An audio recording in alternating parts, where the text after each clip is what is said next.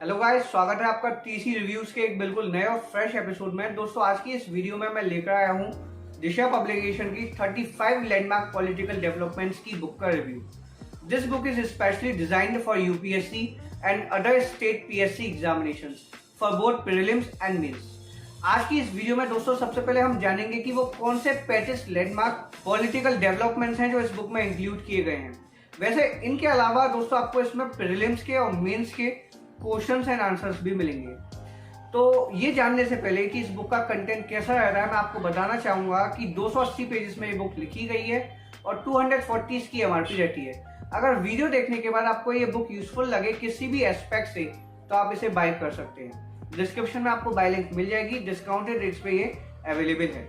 इस सीरीज में आपको इकोनॉमिक्स की, हिस्ट्री की और भी काफी सारे टॉपिक्स की बुक्स मिल जाएंगी। मेन रीजन इस वीडियो को बनाने का मेरा ये है कि मैं आपको बता सकूं कि क्या वाकई इस बुक का कोई लॉजिक भी है। देखिए, 35 लैंडमार्क पॉलिटिकल डेवलपमेंट्स के बारे में जानना गलत नहीं है, लेकिन अगर आप यूपीएससी की तैयारी कर रहे हो तो हर एक टॉपिक इंपॉर्टेंट है। तो अब जो 35 टॉपिक्स दिशा पब्लिकेशन ने सिलेक्ट किए हैं, क्या वो आपके लिए यूजफुल है यूपीएससी प्रिपरेशन के लिए? ये सवाल है जिसके लिए ये वीडियो मैंने बनाई है। तो चलिए वीडियो को शुरू करते हैं और जानते हैं कि ये बुक आपकी प्रिपरेशन में क्या रोल प्ले करने वाली है। So let's begin the show without any further delay. तो ये जानने से पहले कि ये बुक क्या रोल प्ले कर सकती है हमारी यूपीएससी की प्रिपरेशन में, हम जान लेते हैं कि वो 35 लैंडमार्क डेवलपमेंट्स कौन से हैं जो दिशा पब्लिकेशन ने इस बुक में हमको दिए हैं। ठीक, a must have book for all UPSC and state PSC exams. ये तो खैर आगे ही पता चलेगा कि क्या ये बुक मस्ट हैव की कैटेगरी में आती है या नहीं। तो ये आ जाता है कंटेंट। सबसे पहला टॉपिक जो आपको मिलेगा वो है एडॉप्शन ऑफ द कॉन्स्टिट्यूशन। दूसरा है right to vote. Third one is reservation system in India. Fourth is integration of princely states.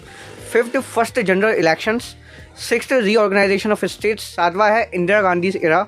आठवां है Panchayati Raj, local self government in India. Ninth one is Indian emergency. 10वां है formation of Janata party. 11th Bofors scandal and its aftermath. 12th Delhi Lahore bus service. 13th establishment of National Commission for Women. 14th Mandal Commission. 15th Sonia Manmohan era UPA alliance 1 and 2nd. 16th Right to Information Act that was passed in the year 2005. 17th is Right to Education Act. 18th is 2G spectrum scam. And the 19th one is national food security act. 20वां है Lokpal agitation and the Lokpal act. 21वां है emergence of NDA 2.0 Modi Shah descent of Indian politics. 22nd one is supreme court strikes down triple talaq, तलाक तलाक तलाक।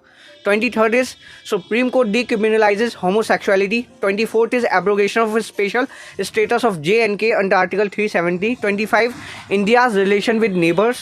26th constitutional amendments. 27th judiciary executive relationships. 28th use of EVMs in elections. 29th promulgation of ordinances.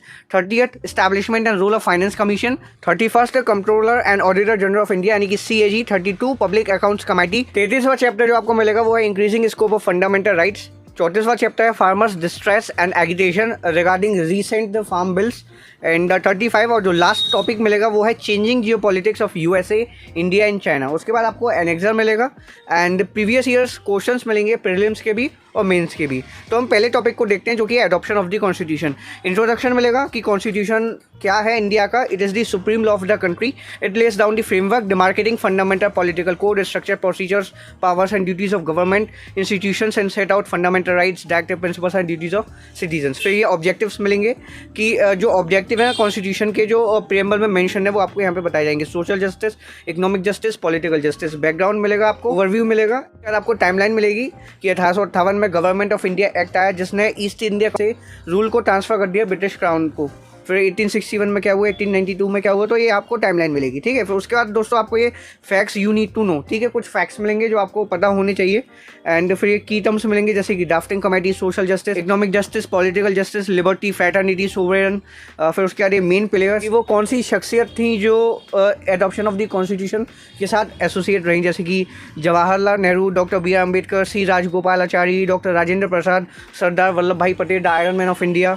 And फिर ये outcomes impact, क्या नतीजे रहे वो आपको पता चलेगा इस पोर्शन में। फिर way forward, present scenario, and फिर सेकंड टॉपिक रहता है राइट टू वोट, बैकग्राउंड मिलेगा, ओवरव्यू मिलेगा, facts you need to know. फिर की टर्म्स मिलेंगे जैसे कि बैलॉट क्या होता है, it is a system of secret voting, and candidate के बारे में आपको बताया जाएगा, citizen constituency, democracy, election, electoral processes, फिर ये voting as a right, adult suffrage, conditions for registration as a voter, फिर ये इम्पैक्ट्स क्या रहे राइट टू वोट के। फिर ये थर्ड टॉपिक आ जाता है reservation system in India, background, objectives, mind map, flow chart आपको मिलता है कि रिजर्वेशन क्या है, क्या ऑब्जेक्टिव है, इंडियन कॉन्स्टिट्यूशन क्या गारंटी करता है, आर्टिकल 16, आर्टिकल 14। फोर्थ टॉपिक है इंटीग्रेशन ऑफ प्रिंसली स्टेट्स। इस चैप्टर में आपको एक माइंड मैप, फ्लो चार्ट मिलेगा जैसा कि आप देख सकते हैं। फिर उसके बाद ये फिफ्थ टॉपिक है फर्स्ट जनरल इलेक्शन, जो पहले लोकसभा के चुनाव हुए थे उनके बारे में आपको बताया जाएगा। फिर six reorganisation of states, and the seventh one जो आपको मिलेगा वो है Indira Gandhi era, that was very crucial and that was very devastating as well. And one is Indian emergency, a very disturbing time for whole India. तो flow chart मिलता है national emergency का, जो ऑब्जेक्टिव्स थे, overview, timeline, background, outcomes, main players, ये सब आपको यहाँ पे बता दिए जाएंगे। फिर 15 टॉपिक है सोनिया मनमोहन एरा, यूपीए यानी कि United Progressive Alliance 1 and 2। Introduction मिलेगा, बैकग्राउंड मिलेगा, ऑब्जेक्टिव्स, ओवरव्यू, फिर facts you need to know, timeline भी आपको मिल जाएगी। फिर 16th है right to information act 2005 RTI, जो हम आम नागरिकों का अधिकार है सरकार से या फिर किसी भी गवर्नमेंटल इंस्टीट्यूशन से पूछने का, जो भी हम जानना चाहते हैं। 18th है 2G स्पेक्ट्रम स्कैम। फिर 21st है emergency of India 2.0, Modi Shah at the centre of Indian politics. तो सभी टॉपिक्स का यही पैटर्न रहता है, ओवरव्यू मिलता है, ऑब्जेक्टिव मिलता है, टाइमलाइन मिल जाती है, facts you need to know, जो इंपॉर्टेंट फैक्ट्स रहते हैं उस टॉपिक से रिलेटेड वो आपको मिल जाते हैं। साथ ही माइंड मैप, फ्लो चार्ट भी मिल जाता है कुछ कुछ टॉपिक्स में, और जो इंपॉर्टेंट पर्सनालिटीज़ एसोसिएट रहीं उस एक्ट के साथ या फिर उस पॉलिटिकल डेवलपमेंट के साथ, उनके बारे में भी आपको पता चल जाता है। 24 टॉपिक है इस बुक का, abrogation of special status of Jammu and Kashmir under article 307। 32nd है पब्लिक अकाउंट्स कमेटी। उसके बाद इसमें आपको 33rd मिलेगा increasing scope of fundamental rights. 35 और लास्ट वन है changing geo politics of USA, India and China. फिर इसके बाद आपको ये एनेक्सर मिलेगा जैसे कि ये सुप्रीम कोर्ट जजेस रिवोल्ट अगेंस्ट CGI, जो मेजर इवेंट्स हुए, Nirbhaya act, e courts project, Indo China skirmishes, Mumbai terror attack, ये एनेक्सर 2 है। इसमें मेजर इश्यूज़ मिलेंगे, प्रीवियस ईयर्स प्रीलिम्स क्वेश्चंस और हिंट्स मिलते हैं जो 2018, 19 और 20 में बने हैं। फिर उसके बाद ये previous years mains questions and answers हैं। तो दोस्तों अगर बात की जाए इस बुक की सिग्निफिकेंस की, तो मैं यहाँ पे बस यही कहना चाहूँगा कि जब आप UPSC जैसे एग्जाम की तैयारी कर रहे हो तो हर एक टॉपिक इंपॉर्टेंट होता है। ऐसा नहीं है कि आप कुछ लिमिटेड टॉपिक्स उठा के पढ़ लो, उनको इंपॉर्टेंट कंसीडर कर लिया है किसी ने भी, राइटर ने, ऑथर ने या पब्लिकेशन ने, और आप उनको पढ़ रहे हो तो आपका कम हो जाएगा, ये गलत फहमी है। ठीक है, तो हर एक टॉपिक इंपॉर्टेंट रहता है, और स्पेशली अगर पॉलिटी की बात की जाए तो भैया हर एक टॉपिक आपको पढ़ना ही है, क्योंकि ये वो टॉपिक है जिससे सबसे ज़्यादा क्वेश्चंस बनते हैं, और यही आपका फेट डिसाइड करता है कि आप UPSC क्लियर करोगे या नहीं। ऐसा नहीं है कि जो भी टॉपिक इसमें कवर किया गया है वो यूज़फुल नहीं है, लेकिन मैं बात कर रहा हूँ उन टॉपिक्स की जो इसमें कवर नहीं किए गए। ठीक है, तो आप इस बुक को पढ़ सकते हैं। और बात की जाए इस बुक के प्रेजेंटेशन की, तो प्रेजेंटेशन बहुत अच्छा है, क्योंकि एक ही टॉपिक में आपको सभी चीज़ें मिल जाती हैं। ओवरव्यू मिल रहा है आपको, ऑब्जेक्टिव्स मिल रहे हैं, facts you need to know, जो पर्सनैलिटीज़ एसोसिएट रही उस पॉलिटिकल डेवलपमेंट को लेकर उनके बारे में आपको पता चलता है, टाइमलाइन यानी कि क्रोनोलॉजी आपको मिल जाती है, फ्लो चार्ट और माइंड मैप भी आपको देखने को मिल जाता है कुछ कुछ टॉपिक्स में। तो काफ़ी अच्छे फीचर्स रहते हैं और कवरेज भी ठीक है। कहने का मतलब ये है कि जो भी टॉपिक इसमें शामिल किया गया है उसके बारे में आपको कंप्लीट इन्फॉर्मेशन मिल जाती है। तो जाते जाते मैं बस आपसे यही कहूँगा कि आप ये ना सोचें कि केवल इस बुक को पढ़ के इंडियन पॉलिटी के पोर्शन को आप कवर अप कर लोगे। दोस्तों ये जो बुक रहती है ये केवल एक इंसाइट देने के लिए है आपको कि कौन से टॉपिक्स इंपॉर्टेंट रह सकते हैं इंडियन पॉलिटी के। तो फिलहाल दोस्तों इस वीडियो में इतना ही। मुझे उम्मीद है कि आपको इस बुक के कंटेंट के बारे में आइडिया लग गया होगा। अगर आपको कोई भी मदद मिली हो तो प्लीज़ एक लाइक कर दीजिएगा। चैनल पर नए हो तो चैनल को सब्सक्राइब कर लीजिए ताकि ऐसी वीडियोस आपको आगे भी मिलती